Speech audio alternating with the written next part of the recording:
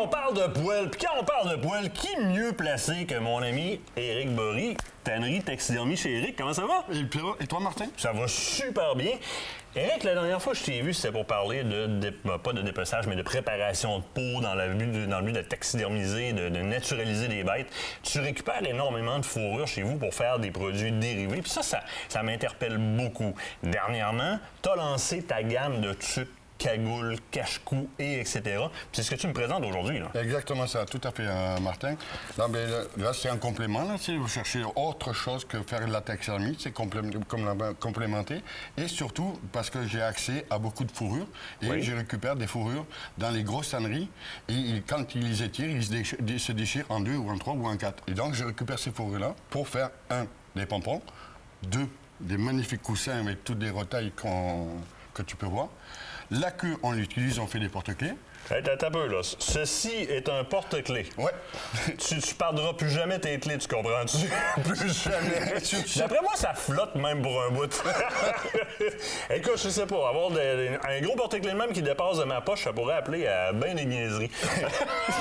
Mais tu fais les plus petits porte-clés avec les pompons aussi. Exactement ça, tu regardes. Ah, c'en est ça. Ça, okay. c'en est, tu vois. Tu vas teindre une fourrure ici, XZ. Mais ce qui est le plus intéressant là-dedans, c'est qu'au bout du compte, on prend tout ce qui irait à la poubelle en temps normal, parce que les déchets de taxidermie, si on le veut, ça va à la poubelle en temps normal. Et on a trouvé une belle façon de les valoriser, d'utiliser entièrement nos animaux de trappe, de chasse, etc. et d'en faire des produits consommables. Mais je vais juste faire de quoi, moi, par exemple? Vas-y. OK, c'est bon. C'est super beau, mais dans le bois, ça reste moyen après les épinettes. Non. Un des avantages, c'est ça, par contre. Tu sais qu'à pompon, c'est beau. Tu l'as dans tous les coloris possibles et impossibles. Mais je peux enlever le pompon. Si moi, j'aime pas porter de pompon, je l'enlève. Tout à fait. C'est autant pour femmes. Il y a aussi maintenant beaucoup d'hommes qui en portent des pompons. Si la madame la madame veut acheter 3 pompons, elle peut acheter le pompon. Les 3 pompons, c'est le même snap. Donc, un peu changé. Ce qui est intéressant aussi, c'est que tu reflètes la majorité des couleurs camouflage qui sont disponibles sur les vêtements de chasse les plus populaires. On va reconnaître les designs de camo là, qu'on voit régulièrement sur le marché, tant hivernal que plus automnal, sauvaginier. C'est ce qu'on retrouve. Donc, ça va me permettre d'agencer facilement tes tuques avec ce qui est existant sur le marché. Mais là, attention, c'est pas juste tuques. C'est des tuques. Tu as aussi des cagoules? J'ai des cagoules, comme tu en vois. Puis j'ai des foulards. Tu as des foulards aussi? J'ai des foulards. Hein, on va en sortir un de Voilà, vas-y, tiens. Bon, OK, donc lui aussi est comme à deux côtés. J'ai un côté comme polar un peu. Micro-polar. Ah, c'est le fun. Micro-polar. Micro-polar. OK.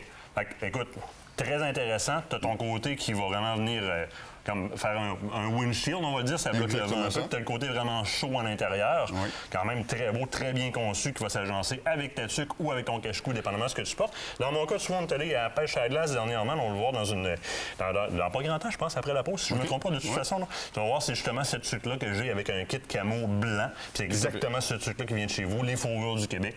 On est resté au chaud. Oui. Exactement Tous ça. les deux, je pense que Kate aussi en a une sur la tête de reportage d'ailleurs. Oui, puis je vais sortir aussi le petit cache-cou, là, c'est vraiment tout simplement... En tube? En tube, là, ça c'est parfait. Dans les mêmes coloris des camos, les 4 coloris qui est vraiment tendance qu'on a tout le monde, là, sur les tenues de chasse, là, tu sais. Tu fais des dérivés, évidemment. Les coussins, c'est quelque chose qui est très à la mode au niveau décoration. C'est vraiment des patchs de fourrure que tu récupères et tu vas venir disposer. Certains vont être entièrement couverts, puis il y en a d'autres, ça va être juste une bande avec un tissu ou un cuir alentour. Exactement ça. Là, je t'ai amené un coussin, mais à la maison, j'en ai plusieurs. Des fois, c'est des bandes. Là, c'est vraiment des carrés de coyotes à majoreté, coyotes, renards, et tu as raton lavin. C'est les petits carrés que tu peux rien faire. Tu peux pas faire de pompons, tu peux rien faire. Et donc, on fait des coussins. Les mitaines, écoute, énormément de choses. Moi, je dirais que la meilleure chose à faire, c'est d'aller visiter chez Taxidermie, chez Éric, tannerie Taxidermie chez Éric, à Vallée-Jonction. Marché aux puces Jean Talon aussi? Oui, au marché aux puces aussi, Jean Talon, il n'y a pas de problème. Donc, tout ça en inventaire et plus encore parce qu'on adapte énormément de produits de la fourrure. Éric, je te remercie infiniment. Merci Sur Facebook aussi, le bonhomme est facile à joindre. Après la pause, justement, on s'en va à pêche à la glace avec pas mal exactement ce modèle de tuque-là. Vous allez voir, on est resté au chaud pour voir les domaines phoniques après la pause.